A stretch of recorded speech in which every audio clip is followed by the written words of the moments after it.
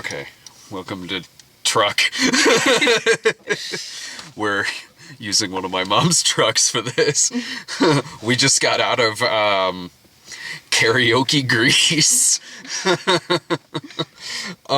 We went to the 7 o'clock showing of what they called Grease Sing-Along. And so we got there, and there was a pretty big line, but it turned out they were doing a preview screening for No Escape, the Owen Wilson movie. They were doing like an early like Stubbs card screening for it, which actually I probably got an email about, but I've been so busy in transferring like shit over to Screenwave that like I didn't even see it. But regardless, even if I did, I'd be like, well, I don't know if No Escape is any good. I know Grease is awesome. And Grease Sing-Along? I always wondered what the lyrics to Grease Lightning were. And so we're in this line that's actually mostly older people. And so I thought, like, okay, so I guess this is a line for the auditorium, too, not like the ticket line. There's, like, Auditorium 1 and Auditorium 2. And so there was a lot of older people in this line. And so I kind of thought, like, all right, they're probably here to see Grease as well. I don't know, maybe. And then they open up the door, and they all go into Theater 1. Which is not our theater, so according to this, I guess No Escape must have an audience that skews way older. So they went into Theater 1, and it was just us going in to see Grease. So for probably a solid 20 minutes, we're the only people in there. Yeah, the two people who came in after were really pissed that there was only two other people in My there. mom was pissed too. We're at my mom's place right now, and my mom was pissed in there. She's like, she was supposed to be here with us tonight, but her plane was supposed to come in yesterday, but it got canceled, and it just got in tonight. It's alright, she's seen Grease as much as I have. This isn't even the first time I've seen it in the theater. But, so, yeah, these other two people came in, and my mom thought it was going to be packed. I honestly didn't know, because these Fathom screenings are kind of a crapshoot. Like, Back to the Future, packed. Breakfast Club, packed. This, I guess all the crowd came out on Sunday. Yeah, no, those two people came in though, and they were like, where's our choir? We wanted a choir. We wanted a ton of people singing along to Grease. What is this? Oh no, the choir was still there. Yeah, it was just like in the movie. Yes, that was weird. So basically, this is it's Grease, and when I saw it was called Grease Sing-Along, I thought like, okay, I assume it's just gonna be like, oh, the lyrics are on the bottom of the screen, and there's like a bouncy ball going like over the thing. No, they're actually like really freaking creative with it. It was actually pretty cool. I mean, you know, it helps if you really like Grease. If you don't, you might find this more annoying. But I love me some musicals. I love the campier the better, the kitschier the better. So I love Grease. And this was cool. They were like taking words in the songs and actually making them quite literal. So lightning would be struck by lightning, and the cursing. Yeah, the cursing was like censored out. Or even not even cursing, like when it says like all the girls will cream. It was just like the first time it was just like a can of whipped cream like spraying, and then the second time it was like a cream pie being thrown at the... And tit was a cow. Tit was a cow, like showing its udders. And this was in Stranded at the Drive-In, and like how that scene is normally, where the screen is in the background with the hot dog jumping into the bun.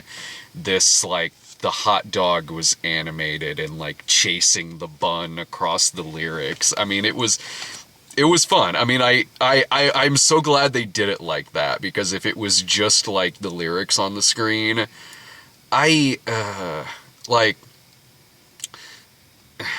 Okay, like when I'm watching a foreign language film, I like subtitles. I have no problem with that. I have no problem with subtitles at all if I'm watching a foreign language film. I know people who like, and are you like who like having subtitles on no matter what they're watching? Not no matter what I'm watching. My hearing isn't that great, Oh, so sometimes okay. if there's like a movie that has really heavy accents, I have to turn on the subtitles just because like my hearing sucks anyway, and accents make it suck even more. But yeah, no, not like regardless. Like usually I'll at least watch a little bit of it and then be like, I can't hear fucking shit, and then turn the subtitles on. I don't just automatically turn them on, but like it's not because I just think subtitles are hella cool or anything. Like it's literally Sarah. a hearing thing. No, like Sarah does that. She'll like I'll be over at her place and she'll have like the subtitles on to anything she's watching, and I'll be sitting there like when we're at my house I'm like, no, I'm not putting the subtitles on. When we're at her house I'm like, all right, I just gotta bear it. I'm like, okay, we'll be watching like a comedy, and I'll be like, man, I would have thought that joke was funny if I didn't read it in the fucking subtitling before they said it. I'm ADHD as hell, so my eyes are constantly drawn down there whenever that's going on, and boy, were they at this screening too. Oh yeah. Hearts going up everywhere when the word There cry would be, is... yeah, there would be. It wasn't even just on the thing. Like No, during no, Rizzo's song, where she said, like, before she even mentions crying, like it's like several minutes before she even mentions the concept of crying. There's like animated tears, just like like anime gushing tears coming out of her eyes. Would love to be tripping balls during this fucking screening of Grease.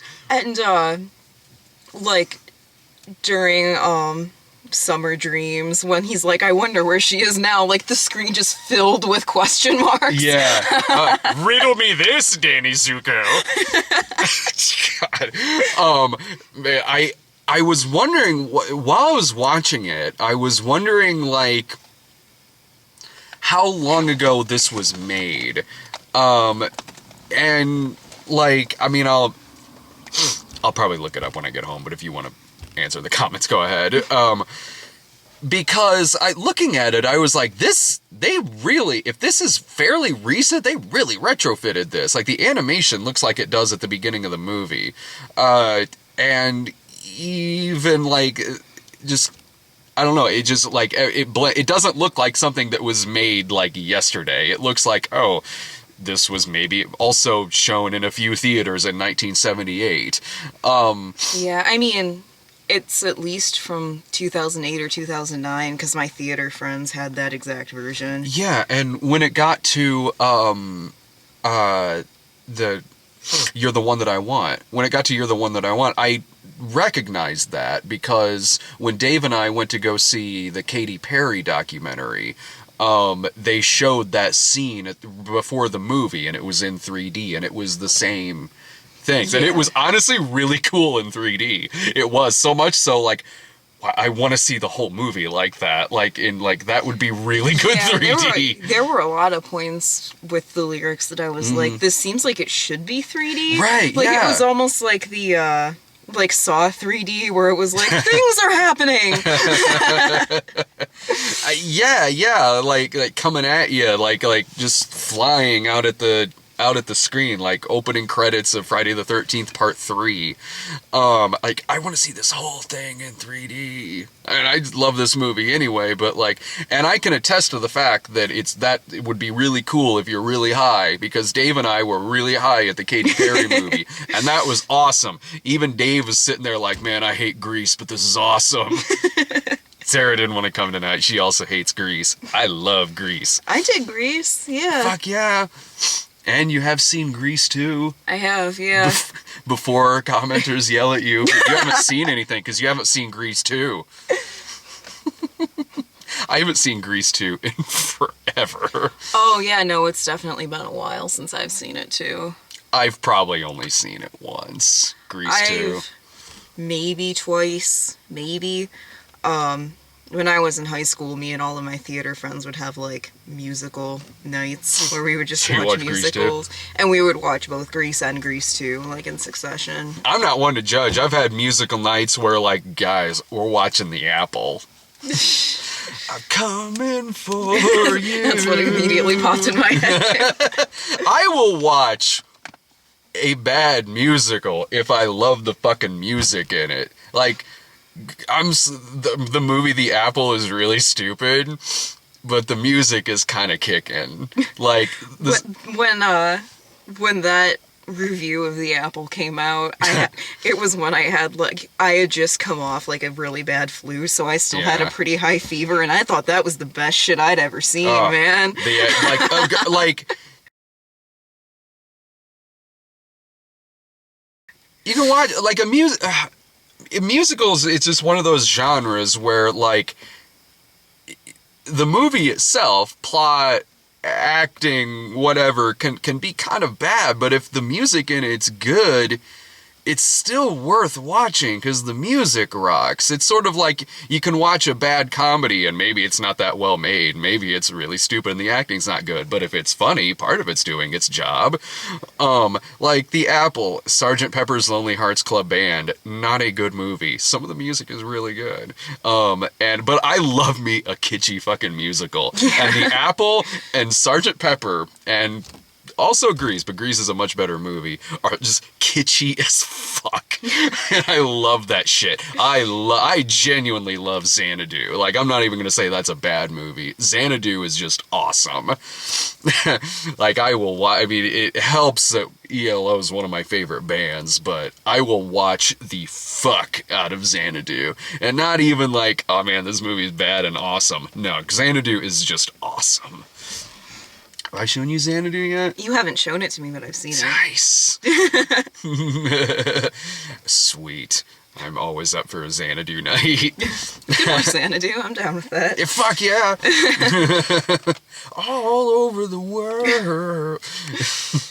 So, what was interesting about this was when the songs are going on in this Grease sing-along, there's like people singing along with it, not in the audience, like in the movie. It's like, how would you just, like a choir behind them?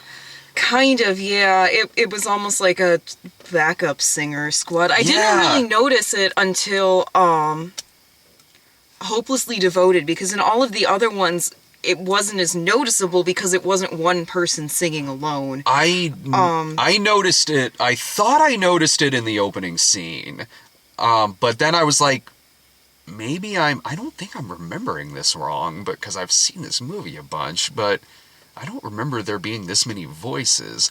And when it got to Summer Lovin', I was like, okay, I see what they're doing. And here's why it was weird. Because it was only 4 of us in that theater, so it kind of felt like the theater had ghosts in it. Yeah, it did. Like, it's a theater full of ghosts who are singing during the songs and then going away when it's over with. I kind of noticed it during Summer Lovin', but like I didn't notice exactly what was happening at first. It was kind of like, that's because I haven't seen this movie in a really long time, and I was like, that's weird. I don't remember like the Pink Ladies still singing along after Sandy walks away. But okay, maybe I just don't remember that. No, I picked up on it fairly quickly. And I saw this in the theater when they re-released it for the 20th anniversary. They showed it at the drive-in, maybe 10 years ago. I went to see it then because it was a double feature of Grease and one of my favorite movies, The Hollywood Knights.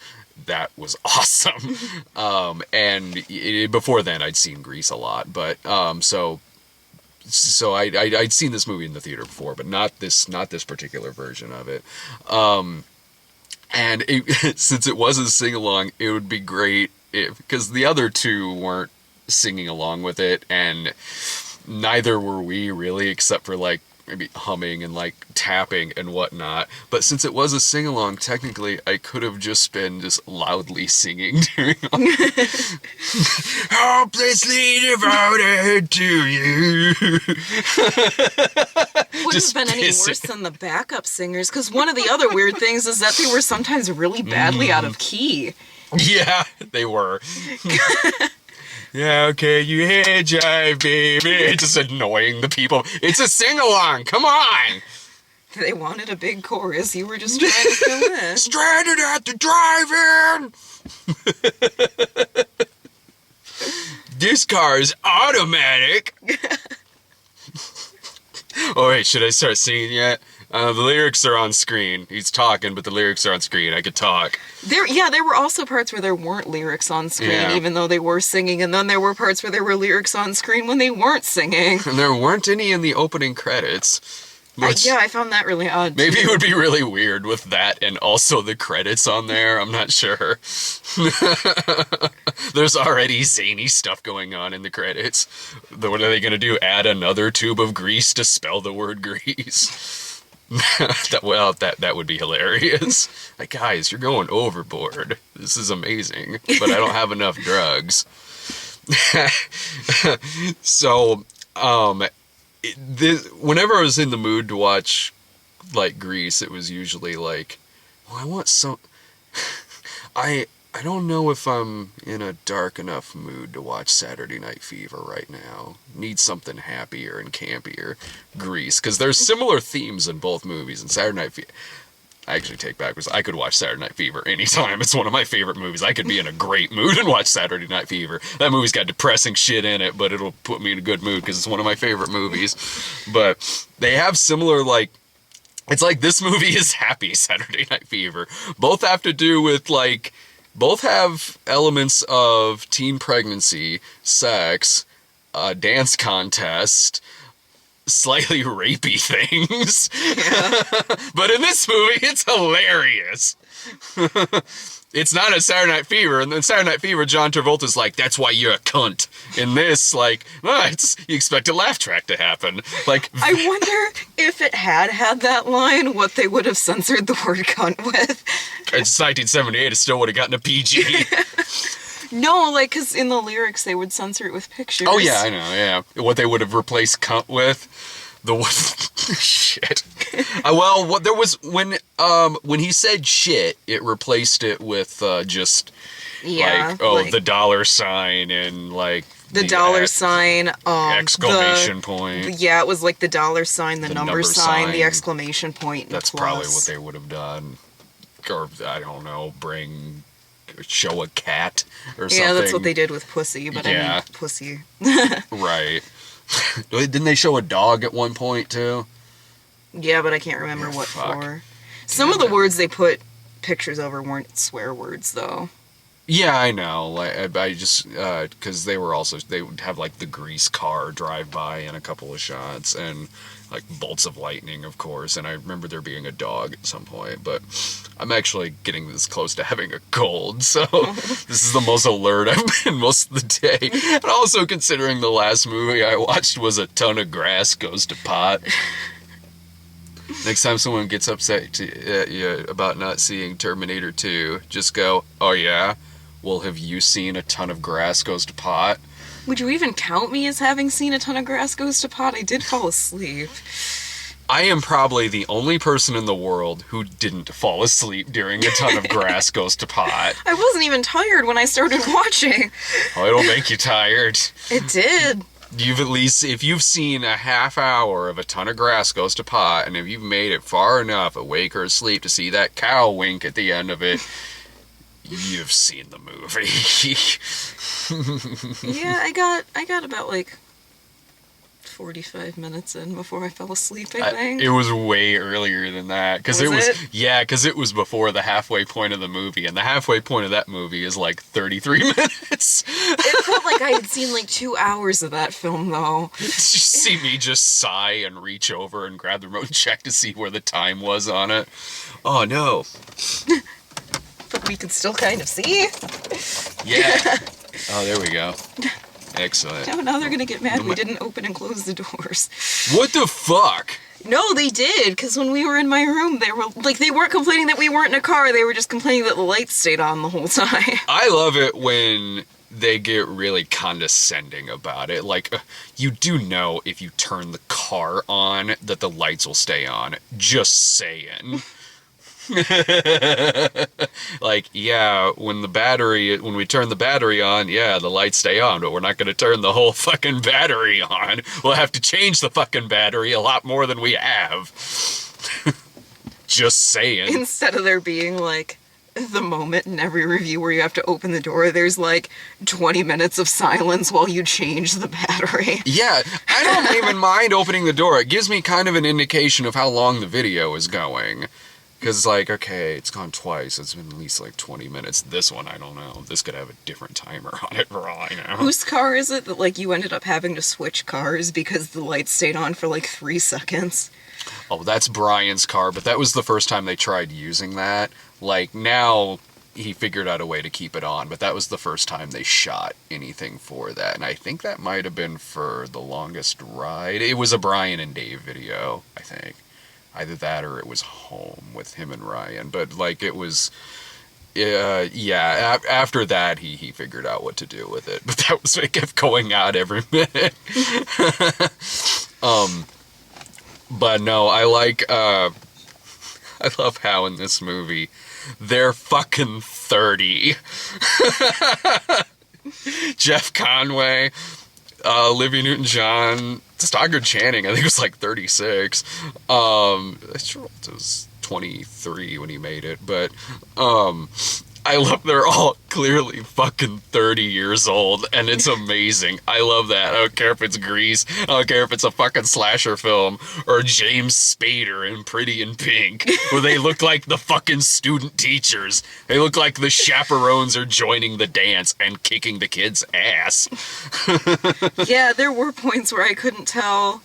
Like, it took me a second to realize it was the principal they were showing and not just another student. Oh, well... It would make some scenes far creepier if they did look like teenagers, like fucking Vic Fontaine hitting on god damn it, hitting on the girl from Child's Play, the girl that Vince Fontaine was hitting on, Was that Marty? Marty, thank you. I was like, Marcy? No, not Marcy. The only reason I remember that is because she mentions him by name when she talks about him, like, trying to put aspirin in her coat. It was on the tip of my fucking tongue. I'm sitting there like, I remember she got knocked out of a window in Child's Play.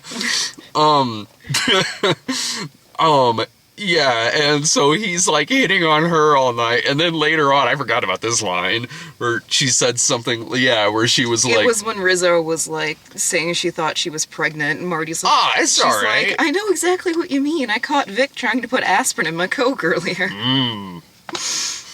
Dude, we got Jimmy Savile heading the dance up tonight. God damn. I forgot about that line. It's like, well, this is the 50s. It might have literally been an aspirin. I don't know. This 50s drugs. Yeah, I was like, I don't know if that line's supposed to imply that she's super naive and thinks that thought it was an aspirin. And thought it was an aspirin, or if he's just really dumb and was actually putting aspirin in her Coke. Yeah, I don't know. Maybe it's all just really innocent. And he was like, I noticed she had a headache and you don't like swallowing pills. He's the fun date rapist.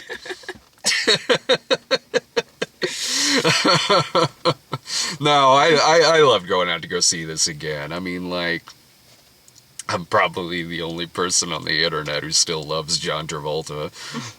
I like loving John Travolta. I'm never going to stop loving John Travolta. I grew up watching Travolta movies. I'm not going to start hating Travolta just because the internet tells you to. Like, yeah, okay, he's creepy there at the Oscars, but hey, he still did blow out. I must be really naive. What did he do? It was like just because the girl who sang Frozen, what's her name? Idina Menzel? Okay, yeah. When he introduced her to sing Frozen, I remember the like Adele Dazeem. Yeah, he got her name wrong, and then last year there was like, the two of them went out to go introduce something else, and he was like kind of touching her face a little bit like that, and she did give like this awkward laugh when it happened, but he was trending for like a week on Twitter because of it, like creepy Uncle Travolta or some shit like that, and I'm just like, come on, fucking Christ. I mean, maybe if it was Quvenzhané Wallace introducing it with him, I'd understand. He was trending so long, it was like he did that and punched her in the stomach afterwards. But like I said, like I'll still watch Travolta movies. Like, there are plenty bad ones. There's plenty bad ones to choose from. But the good Travolta movies, like Grease, Saturday Night Fever, Blowout, Moment by Moment. Oh, hey, that's not a good one. Yeah, no, that's his best. Yeah, that's not just good. That's fucking good. That fucking beautiful moment where they sit there and just stare at the ceiling for several minutes. God. And then she uncomfortably crosses her arms and just sighs sadly. I even feel bad for him for that movie because he got so much shit when that came out. Like, they when that movie came out, they the press and blamed him for the movie being really bad. That wasn't his fault. It really wasn't. He at least seemed vaguely into her. To an extent.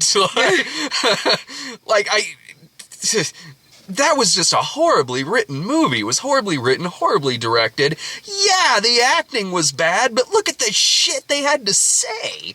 Yeah, that's kind of how I feel about, like, people who bitch about Kristen Stewart to this day because she was in Twilight. Oh, because of Twilight? No, that's not Kristen Stewart's fault. No, I've seen plenty of movies where Kristen Stewart's just fine. Which is actually kind of a lead up to the review I'm doing tomorrow. Oh, yeah, you're going to be at her movie tomorrow. I'm going to be at Sinister 2, which to my knowledge does not have John Travolta or Kristen Stewart in it. Be interesting if they were somehow both in that movie. Actually, it would. I'm going to have to see. Oh, wait, I was about to say I'm going to have to see it, but I am going to be seeing that tomorrow. I'm going to have to actually watch the movie rather than covering my eyes. And I need to see the newer Travolta movie that came out, The Forger, I think is what it's called. Oh, I've never heard of that. I saw a trailer for it. I mean, it looked fine. It looked like something like, I'm sure it's probably fine, but I'm like, it's got Travolta in it, I'm watching it. I don't care. I even saw, like, Chains of Gold and, like, The Experts and stuff like that he did between the periods of, like, the early 80s and his comeback in Pulp Fiction. Even some of them I was like when I did that episode on Two of a Kind, I was watching, and that movie wasn't very good. If you haven't seen Two of a Kind, it's another one with John Travolta and Olivia Newton-John. They did like this reunion movie in like 1983, and that's the one where like God's gonna destroy Earth if these two people don't get together. Yeah, and I remembered seeing it when I was a kid, and I remember not liking it, but then I watched it again for a Snob episode, and it was I don't know if it's technically better than I remembered it, or if it's just I've seen so much worse since then. But I watched Two of a Kind and was like, this isn't that bad. Like, it's kind of like, it's a good double feature with like A Life Less Ordinary with Ewan McGregor and Cameron Diaz. Like Travolta and Olivia Newton-John were good together in it. The music wasn't bad, and it had Oliver Reed playing the devil. How could I fucking possibly get mad at that? I think one of Travolta's best movies is Blowout, and that was like that bombed, I think, or it didn't make like, you know, Grease, Saturday Night Fever, Urban Cowboy bank, but like that's I think by far one of his best movies. I haven't seen that one. You ever see Perfect? It's not very good. It's this fucking aerobics porn is what it is. It's like not literally porn, but it's Travolta plays a writer for Rolling Stone magazine who is doing a like hit piece on like the real inside world of like fucking workout gyms and like okay. what do you call it where like it's it's aerobics, right? Where like there's the person leading the whole group in exercise and Yeah, I think so. You could tell I've never actually done that in my life. I only know of it from Toxic Avenger. But yeah, so Jamie Lee Curtis is like, you know, the head, is the aerobics instructor in this particular gym, and they like start sleeping together. And then, oh no, it gets really bad when like she finds out he's a reporter for the Rolling Stone doing a hit piece on aerobics. But it's like sexy aerobics. It's like whenever you saw that shit from like the 80s where like aerobics would be on TV and it was mostly just filming people's asses in spandex. That's what Perfect is. It's just Jamie Lee Curtis's ass in spandex for 90 minutes. Guess I have to check out Perfect. I'm making the movie sound way better than it is.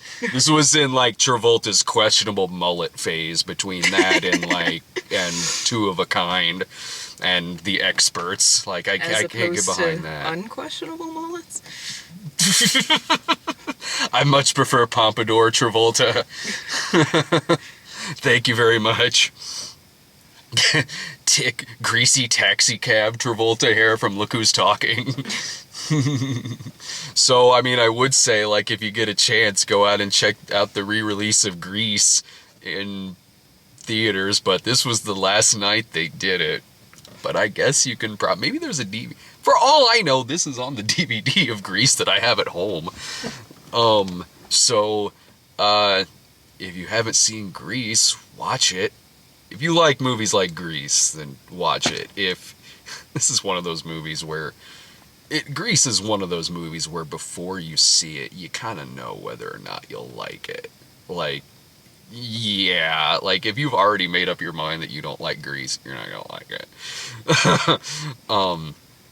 The sing-along will totally change your mind. If you hated Grease, see the sing-along. Honestly, I'm totally kidding, don't. Well, I don't know, maybe. If you got like a bunch of weed and you go see this sing-along, you might get some enjoyment out of it.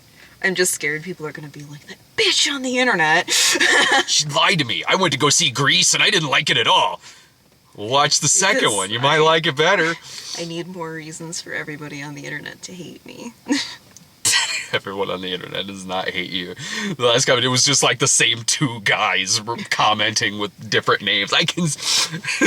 I love it when people don't. I'm not genuinely pissed that people in your comment section don't like me. God damn it, now I'm gonna have people being like, that fucking pussy bitch. It'll be the same couple of IP addresses. I love it when people don't think I can see IP addresses. Well, okay, tomorrow is Sinister 2 and American Ultra. American Ultra. That is if you're watching this on Patreon. If not, I don't know what's next week. I'm really tired and I need cold medicine really, really bad. So, alright, that was Grease. And John Travolta talk and aerobics porn. Any final thoughts? Nope. Nope. Me neither. I'm gonna go to bed.